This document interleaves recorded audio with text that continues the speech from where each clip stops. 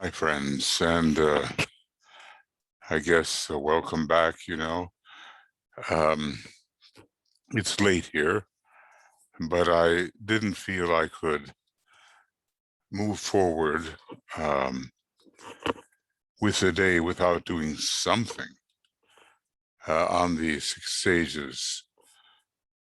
stages of discipleship. So basically, we're on page 721, and today is the 8th of June. I've already sent you something from yesterday. It was timed oddly, I do admit, but sometimes I have to just interrupt the program at a time I would prefer not to. Well, anyway, we're with program 12, and I like to do a segue usually.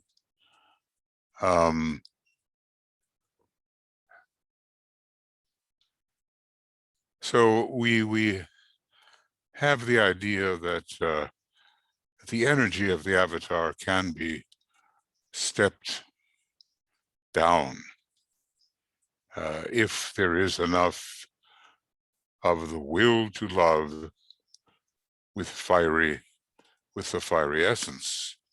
And further, that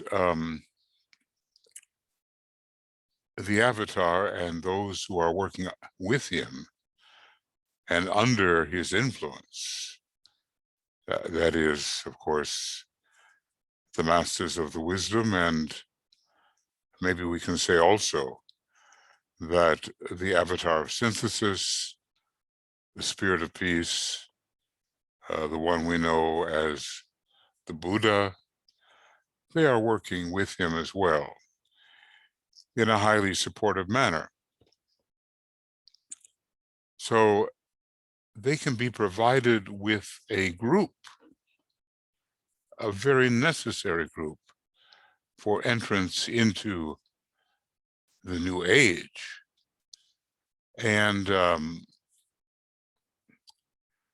that group can respond intelligently to the avataric influence, recognizing it and absorbing it, which is hardly yet the case for millions upon millions, billions even, can distribute the inflowing energy, because something akin to the state of mind of the people that this influence does not yet impact, something akin to their state of mind is needed, something a little closer to them, so that there can be understanding. And then, of course, the mental factor interprets to humanity the new impelling forces which are occupied with the precipitation of the new vision, the new world order, and the new age ideals. Well, that's going to take some pretty deep understanding. There has to be a kind of a studential attitude there, so that we can in fact offer with intelligence and with love the avataric influence. Have you thought in your own life, are you subject to this avataric influence ever, periodically, inconsistently, or perhaps consistently? Obviously, the continuity of influence is what we're looking for.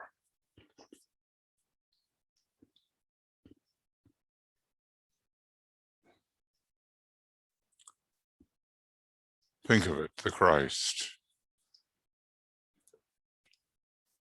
Wherever two or more are gathered in my name, there am I.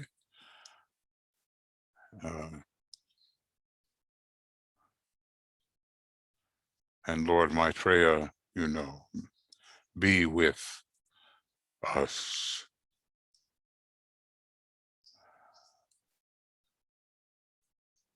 We have to learn how to ask in his name that which is necessary for the divine plan. And when it comes to understanding the divine plan, well, the whole teaching really gives it to us.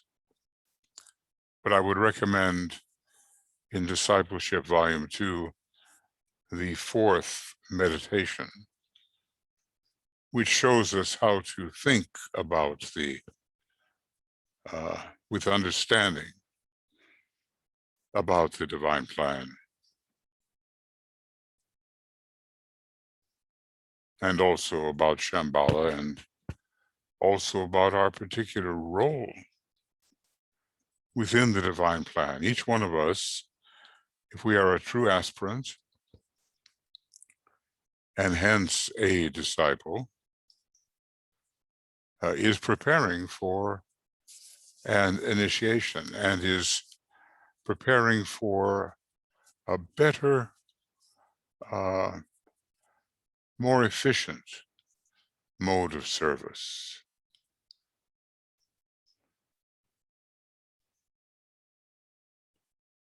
We have to keep that in mind, and yet, strangely, keep our eyes off our own personal self, at least as a preoccupation.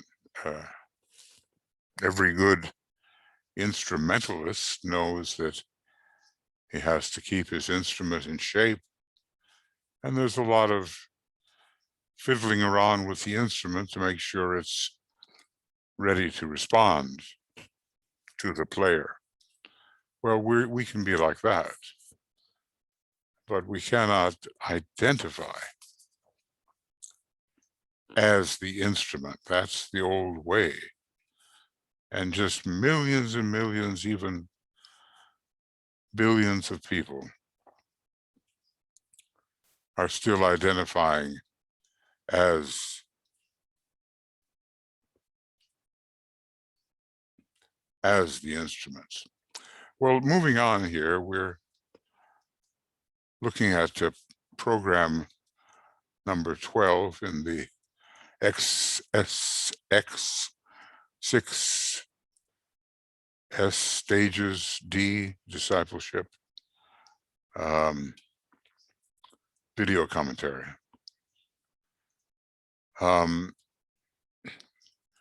So when there is enough of this will to love with a fiery essence, which is so different from the selfish preoccupation of so many would-be leaders, there will then be, says the Tibetan,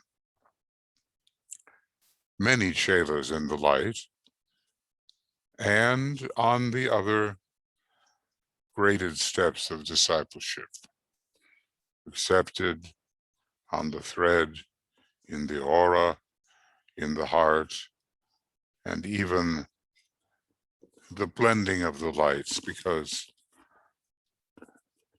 a number of fifth-degree initiates will be needed to help guide humanity through the necessities of launching the new age in the right way. But this thing about the second stage, at least with the students Master DK was dealing with, It seems perhaps at first to be the most populated stage. Yes, and at a certain point he accepted them, and then they moved on into the next phase. But so many people are working still towards their acceptance. The vision which many have of the influence and work of the avatar is that of a great appearance which will end all strife, pardon me, inaugurate the new era of peace and goodwill, soothe the hearts of the people, and lead mankind into realms of beauty and of happiness. Very idealistic vision, and seems to be a bit devoid of our responsibility. He will be the consummation of the wishful thinking, Neptune can be that way, of countless minds down the ages. He will be the solace of distressed humanity. He will sweetly love and quietly deal with his own people, and will sweep the evil doer out of the earth and prevent him from again molesting the peace of the world. Well, so many people have this idealistic, fantasy-prone, wishful thinking when they think of the Christ. And so many of the religions long established, especially Christianity, but maybe other of the Abrahamic religions, looking for either the Messiah or the Imam Mahdi, they have a similar view of the great resolver who will appear and handle all problems.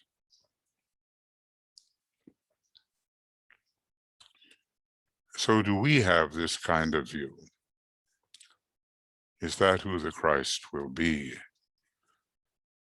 when he reappears, in our view?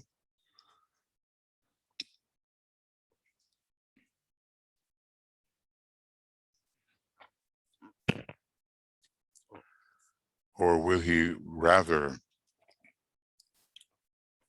present us with great challenges, which will call from us all of the light and love and sacrificial will we can draw from within ourselves? That Rurik painting, I'm not sure the title, but it's Christ in the Desert. And basically the outcome there of what the Christ drew with his cane in the desert sand, overseen by a dark figure that we can assume may have been Master Moria. The theme was, by human hands, and human feet. Well, here's the Tibetan speaking about this. I tell you that such a picture does not enter into the vision of reality at all. It is based on theological interpretations and human selfishness, wanting to be taken care of without doing much. It is founded on the misery of mankind and on the failure of disciples and aspirants everywhere.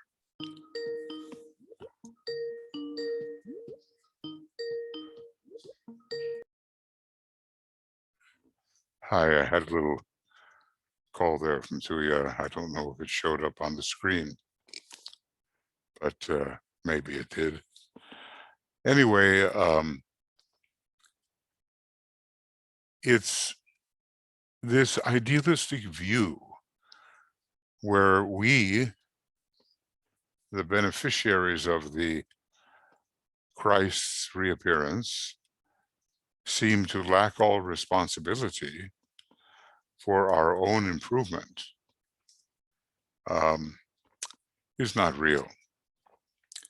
So as DK says, it's founded on the misery of mankind and on the failure of disciples and aspirants everywhere to grasp the true nature of love and the real vision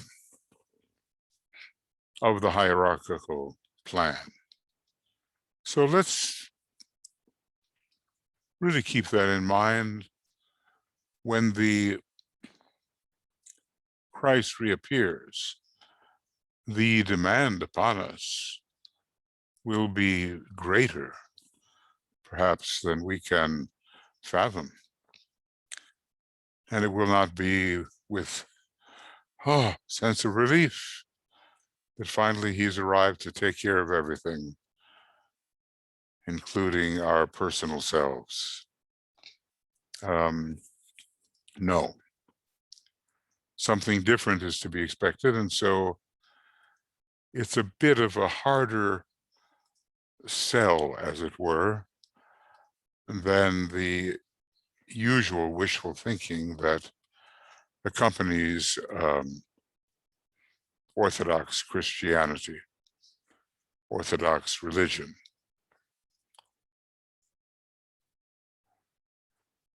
Yeah. So let's have that, in mind, because the days of our responsibility are going to really increase in intensity. If we imagine that the present life is difficult, then just imagine those lives lived under the first decade of Aquarius, which is ruled by Saturn, and which will produce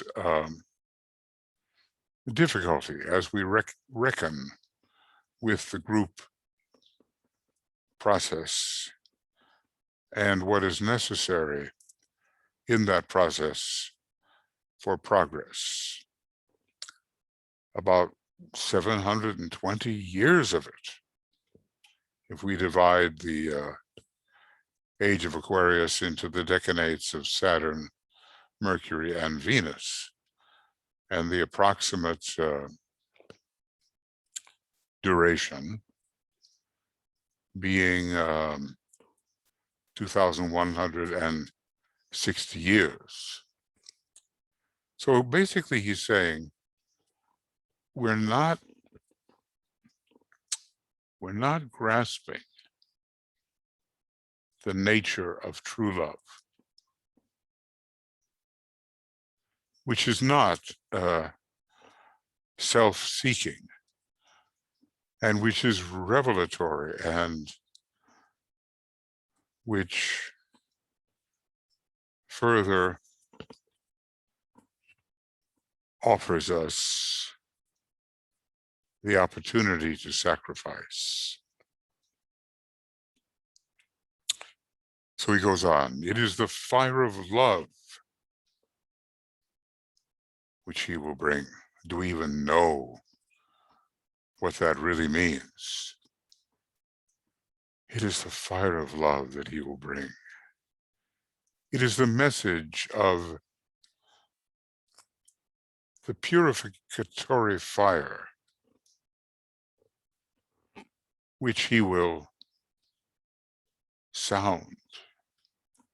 He will not teach anent the waters of purification, as has hitherto been the symbolic imparted truth. Once he called in the Holy Spirit to the upper room where his disciples were told to gather. The fiery accolade, the fiery regime began. The second initiation as an initiation of fire began, and not of water. He will impart the fire which burns and destroys all barriers in man's nature. The glamorous ones, the illusory ones, the chaotic ones, all separating veils between individuals, between groups, and between nations. Are you, the Tibetan asks, are you prepared as individuals, as disciples and aspirants to submit yourselves to this fire? Let's pause a moment.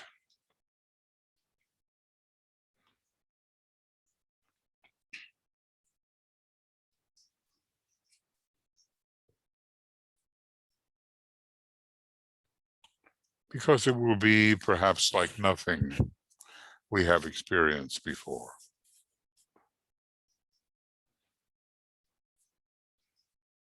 Imagine being in the same space, the same room, in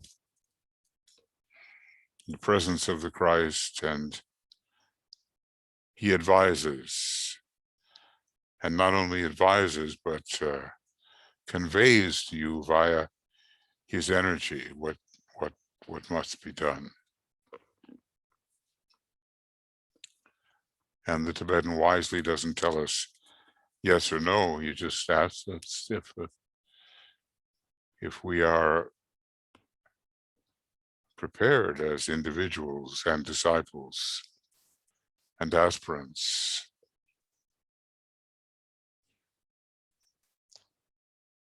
to submit ourselves to this fire. It'll be very much a solar fire, won't it? We've had plenty of the fire by friction. It's the regime of love, true love. And so few of us are really, or have really entered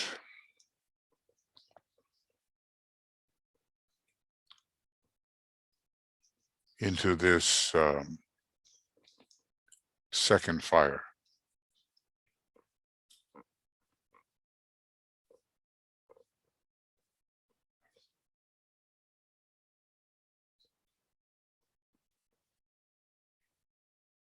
So all of this, however many incarnations we may have during the age of Aquarius, all of this is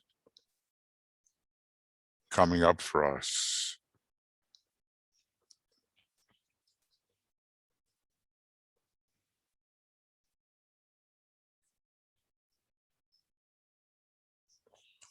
and it will foundationally change our approach and our realization, and maybe we will begin to be able to live within that field of energy we know as the soul, where now mostly we live in the personal realm and look towards something above us that we call the soul. But imagine being able to really live within it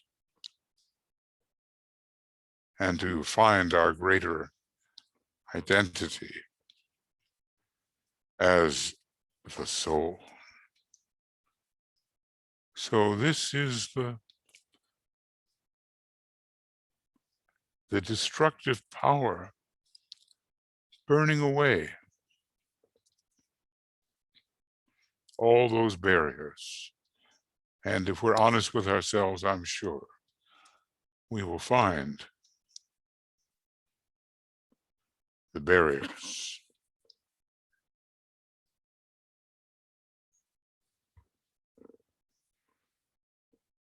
That's why we work so hard to be rid of the glamours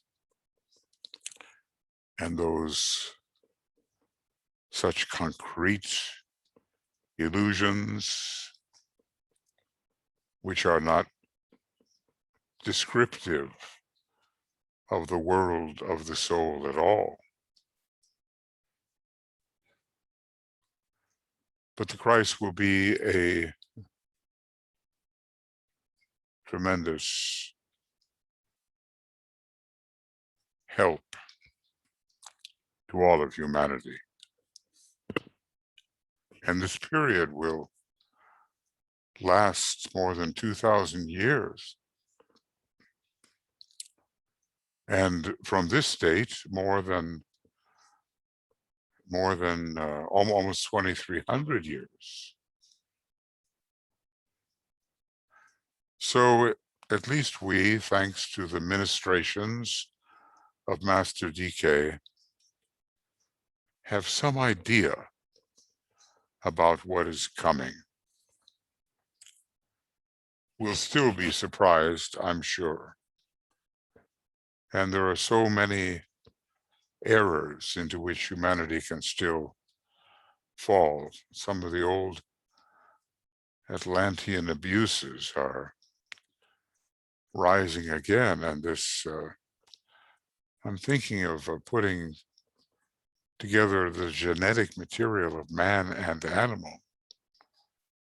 It is a danger. And many people on the scientific line, they do it just because they can do it. We can't fall into that again. We have to have something filled with understanding regarding the proper fate of the different kingdoms of nature. And we, as the macrocosm, we humanity as the macrocosm of those lower kingdoms, we have to help them and know the ways in which we can do so without just taking advantage of them and imagining they are simply here for our purposes.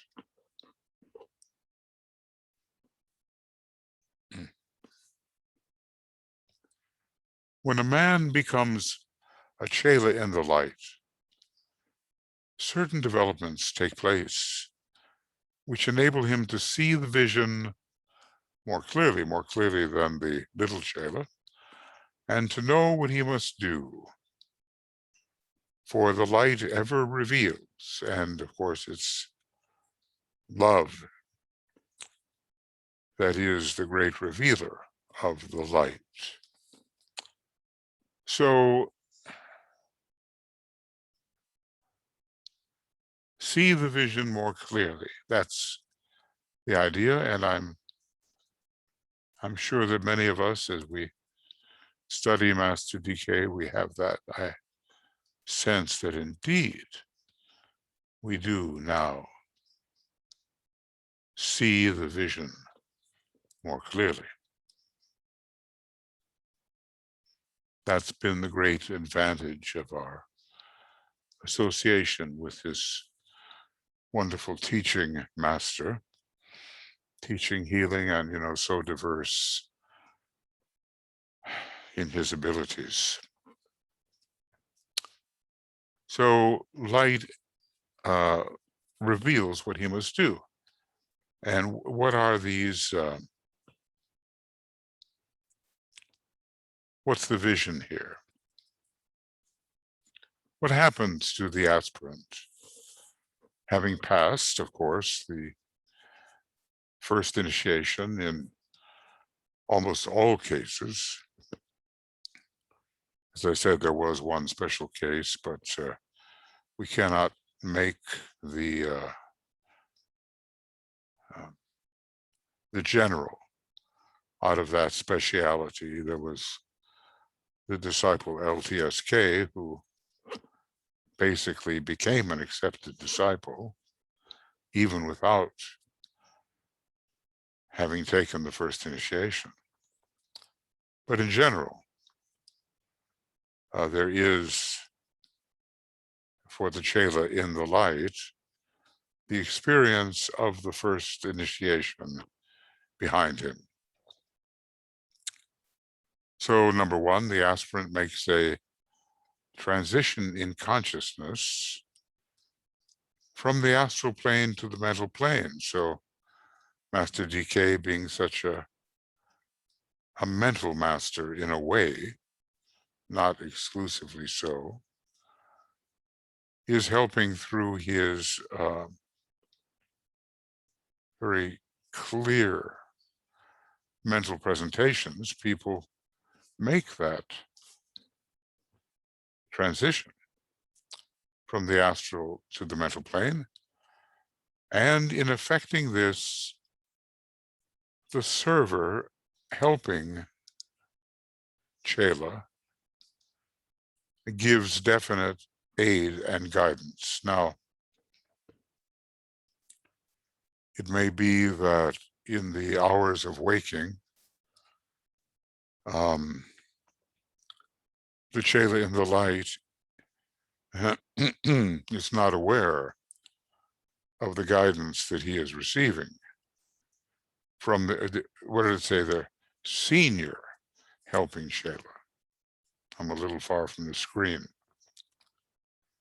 Gives definite aid and guidance. But perhaps in the hours of sleep, it is possible to understand the nature of that guidance. The senior helping Chela reports to the master regarding the progress of the Chela in the light, but apparently does more than that, and it is actually a guide.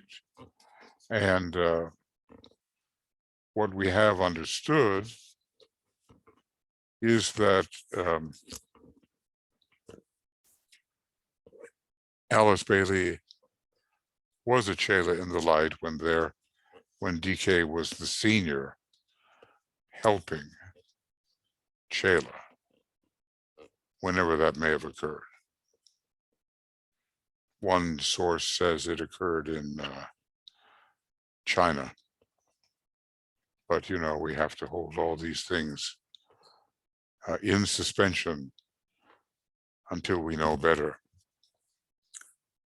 The aspirant, number two, the aspirant learns to distinguish, eventually infallibly, between the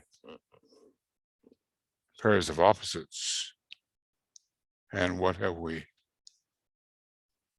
basically got there? We've got the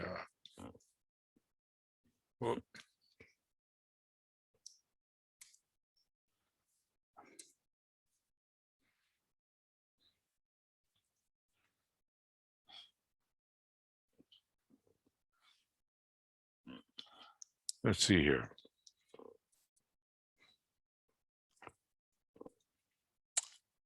So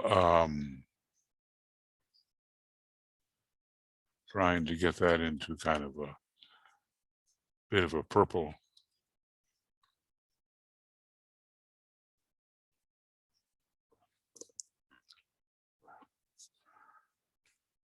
So the pairs of opposites, in this case, infallible distinction between soul and personality.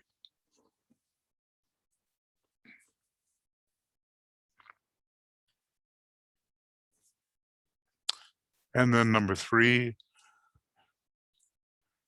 the aspirant becomes aware of glamour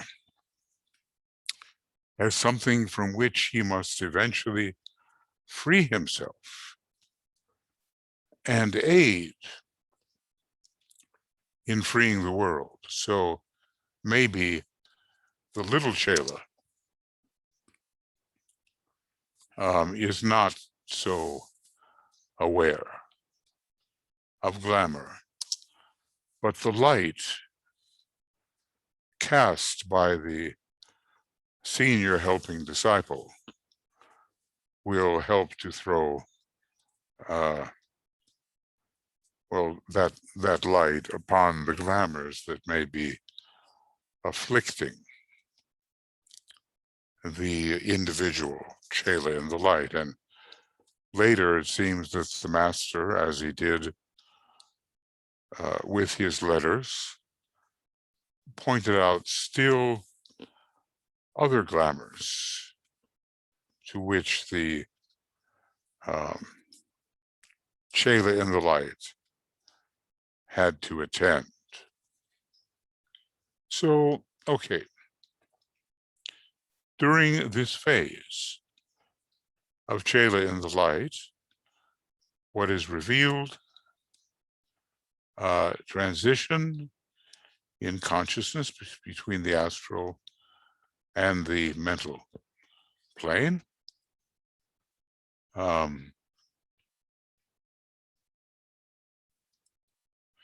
And distinguishing between the pairs of opposites. This is what, test yourself. Are you doing this? Are you a Chela in the light, or have you gone so far as to achieve accepted discipleship? And the aspirant becomes aware of glamour.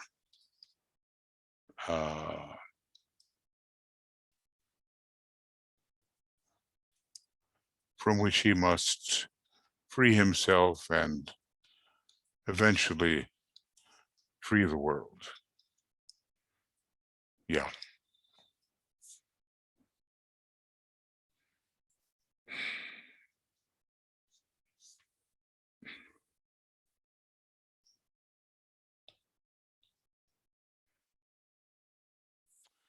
So we have 3 developments here during this Chela in the light period. Transition from the astral to the mental, and that will, of course, help with one of the other processes, which is the recognition of glamour and freeing oneself from it, and then the infallible recognition of the pairs of opposites, soul and personality.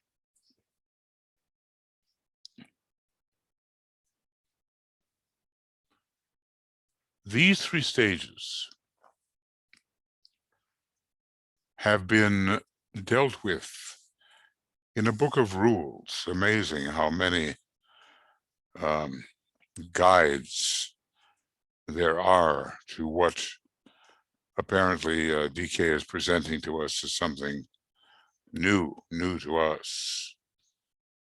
But they, from ages old, have existed.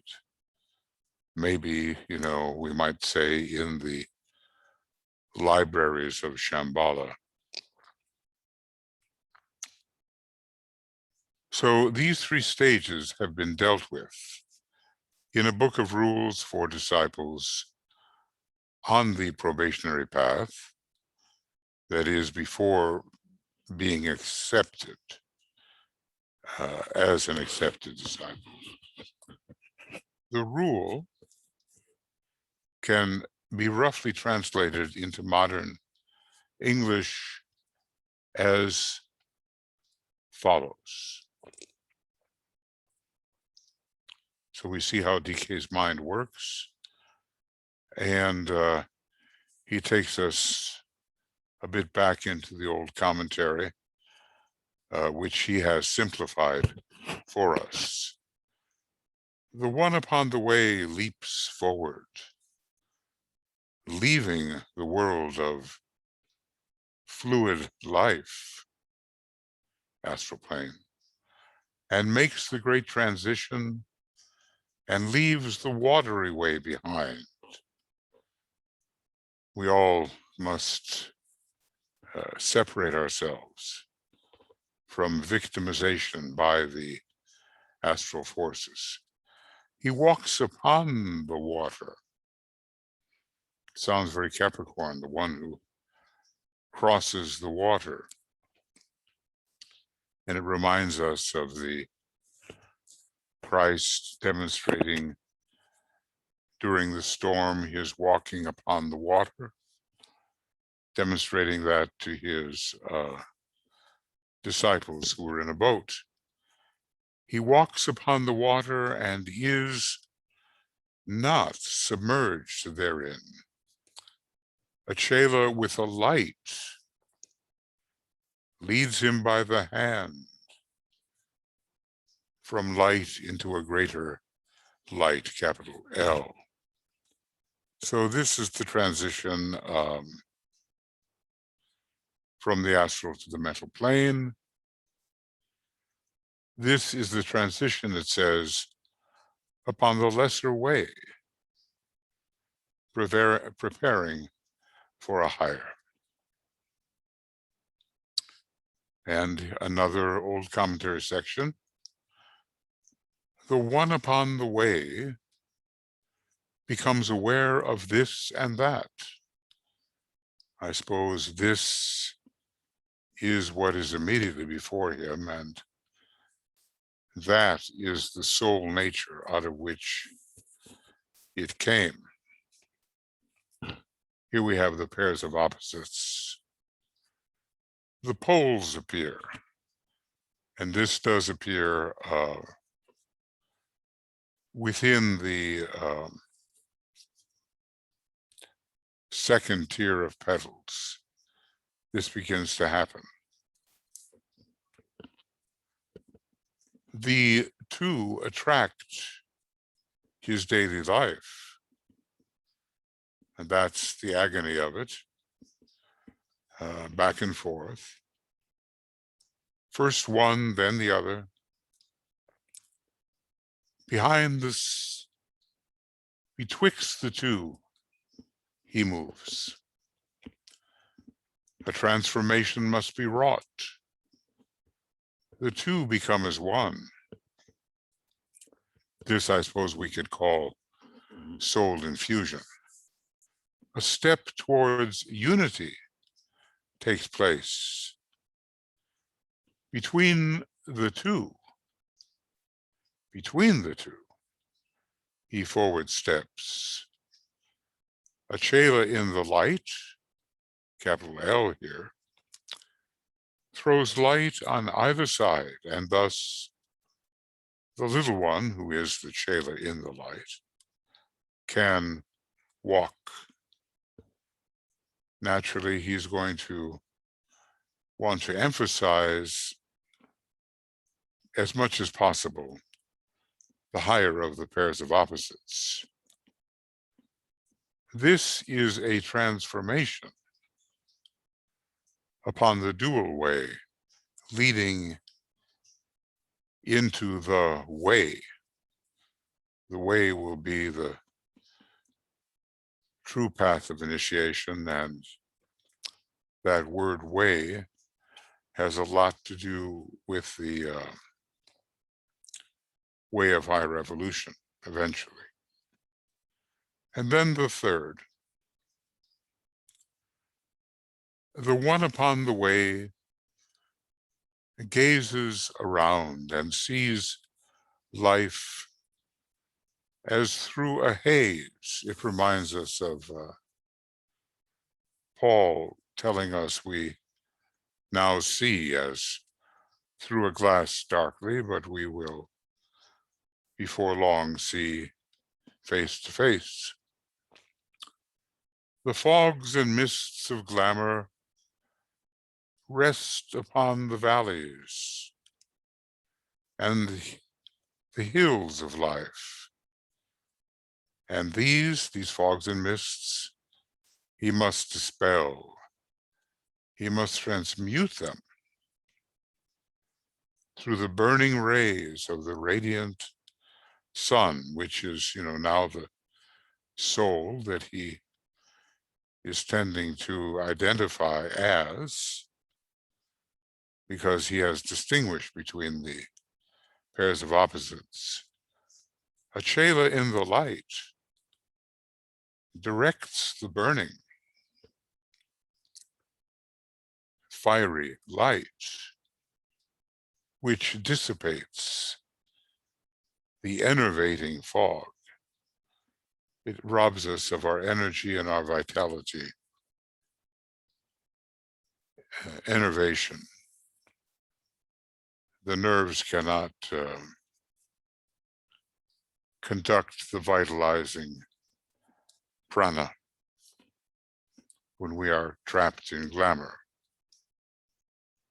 This is the transmutation. These fires release the hidden light behind it and blend it with the greater. So we have three ideas here. One is transmutation. The second is transformation. And the first is transition. And, DK gives us always some of these mnemonics that help us memorize and fix in our consciousness the nature of the process. So this is the old commentary's description, or at least it has that old commentary flavor of the transition from astral to mental, the identifying of the pairs of opposites, and the work upon glamour, ridding oneself of it and then able to help the world. But of course, if we are glamour ridden, we can't be of too much help, can we? Okay, so I'm going to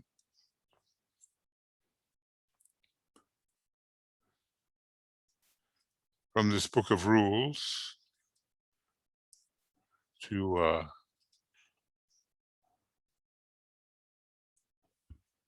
make a note of it, of the results as we pass through transition,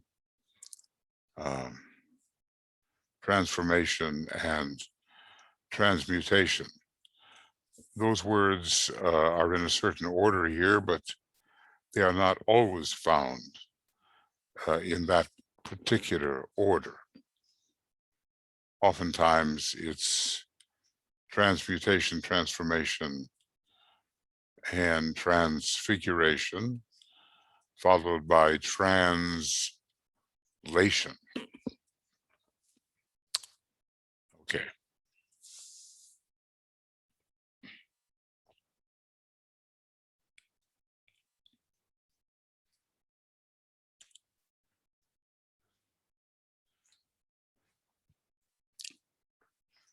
So DK is describing the process.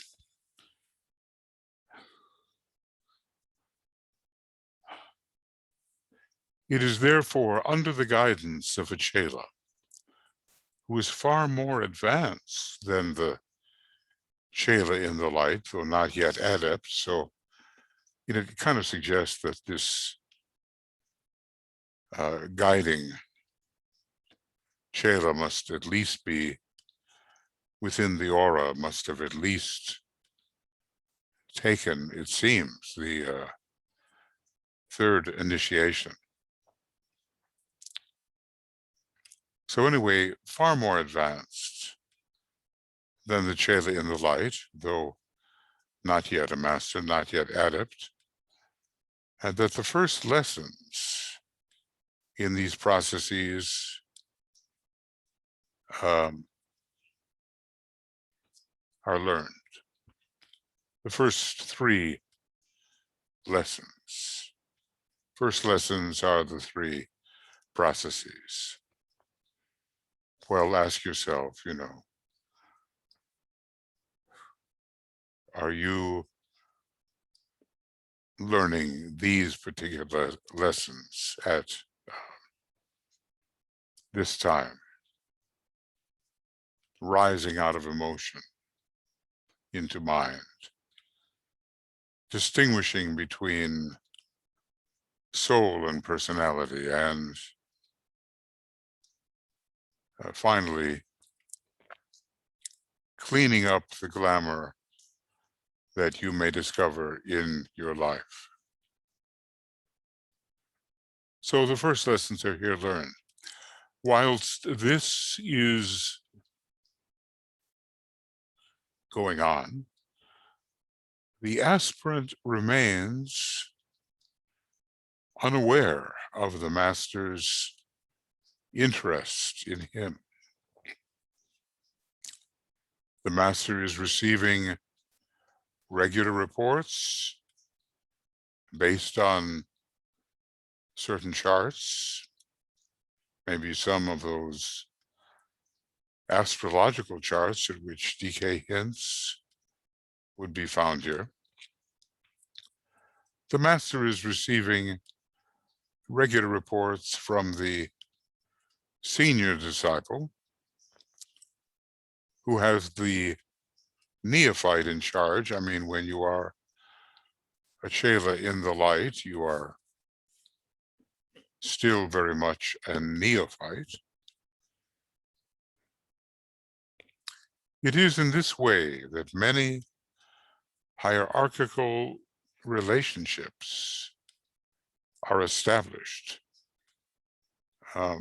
First, a relationship of the guiding disciple with Chela in the light, and later something more advanced.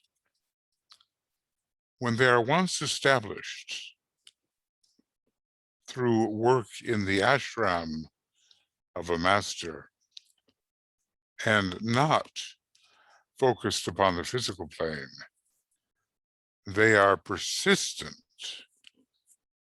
and constitute one of the factors which produce what? Hierarchical integrity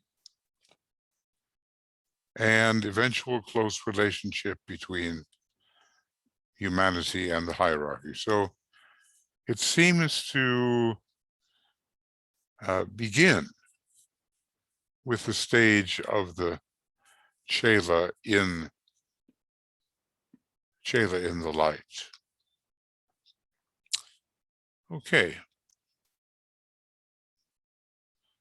Want to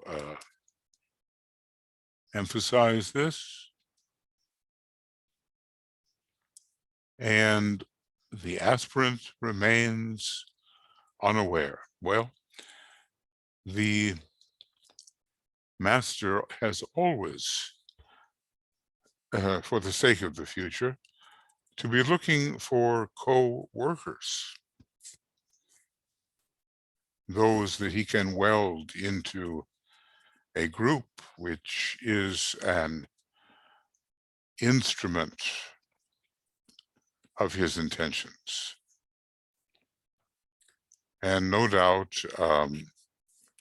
many of those of us who remain deeply interested in the Tibetan's work and maybe have passed the first initiation and who study and seek to beautify our life and improve our life and apply the esoteric knowledge to our life. Many of us may be passing through this very populated stage.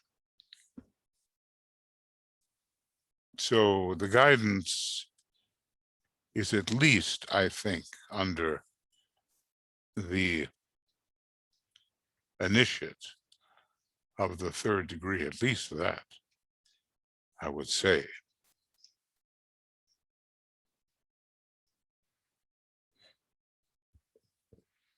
Because, you know, if he says much more advanced, well, the Chela has pretty well necessarily taken the first degree in order to qualify for this stage of Chela in the light. So the third degree is a point of demarcation, which is going to give pretty well access to the master and the right,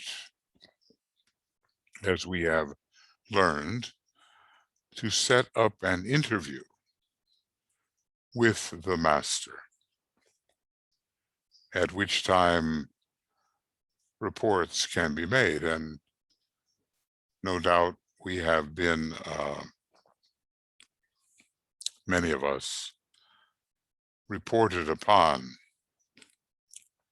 to the particular master that may have taken an interest in creating that kind of link, which is the link of an accepted disciple. We do know, I mean, as we look at the characteristics of those that DK accepted as accepted disciples, that they still had many foibles about which he had to remind them. So, you know, the supervising disciple had to have been higher than that. I would say, you know, at least an initiate of the third degree. This is my impression.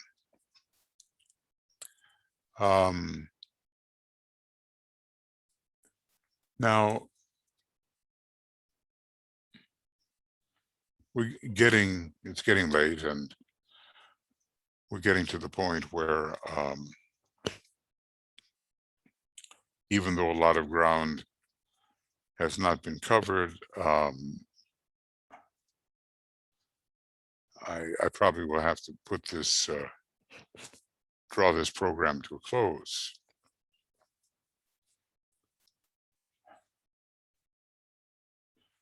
At this time, there is a great increase in the number of people who are being thus related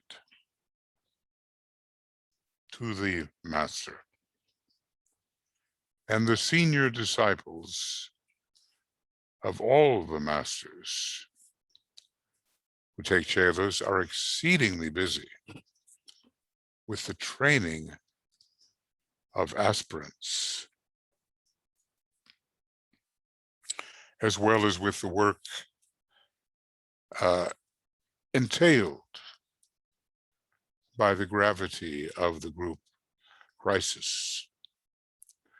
The aspirants thus trained are in reality the nucleus of the future world servers and are consequently of real importance. So it does again emphasize the idea that this second phase is highly populated.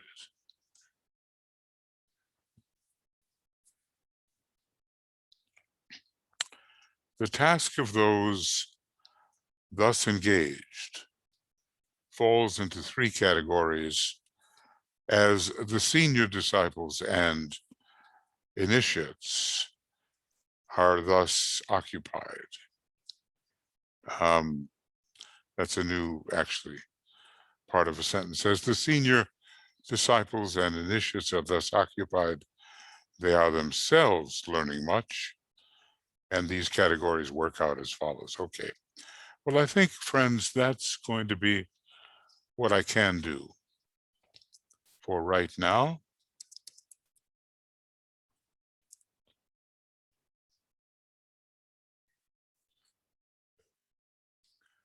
So we have reached that point from page, looks like 721 to 724. We've gone that far. And I'll be offering you program 12 from the 6 stages of discipleship. And whenever I can take this up again, maybe tomorrow, we'll begin here. And it will be with program number 13.